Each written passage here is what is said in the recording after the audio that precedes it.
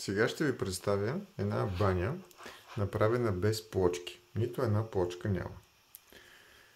Тук е тоалетната, тук е душ кабината. Това тук е мивката. Значи да почнем от мивката. Ето виждате, нито една плочка. Даже няма и гръб. Тук това си е гипсокартона и отгоре огледалото. На земята, да ви покажа само, на земята това е или паркет, или може да е винил, някакъв винил да е на земята.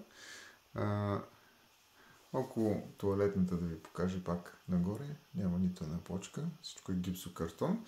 А зоната, където е закъпане, е отделена. Значи това е едно корито, тук са сложили, пластмасово корито. И това, което много ме очуди, което прилича на плочки, е фактически плоскост.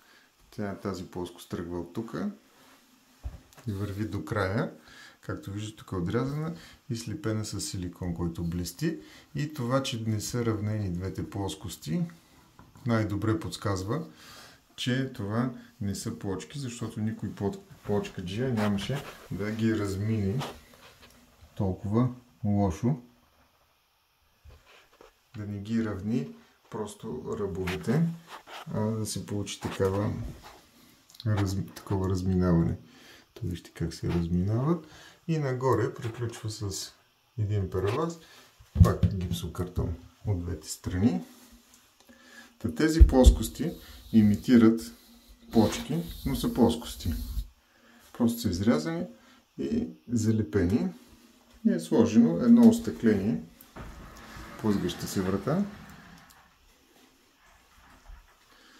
Ето е плъзгащата врата, на която плъзгаща врата само едното рамо се плъзга. Другото е фиксирано. Ето ви пример за баня без нито една плочка. Много лесна за ремонт и за правене. Тези плоскости просто се залепят на стените, равняват се. За разлика от тук, слага се силикон по ъглите и пода и е готово. Отдолу е коритото. И всичко става бързо, общо взето сухо строителство. Симпатична баня.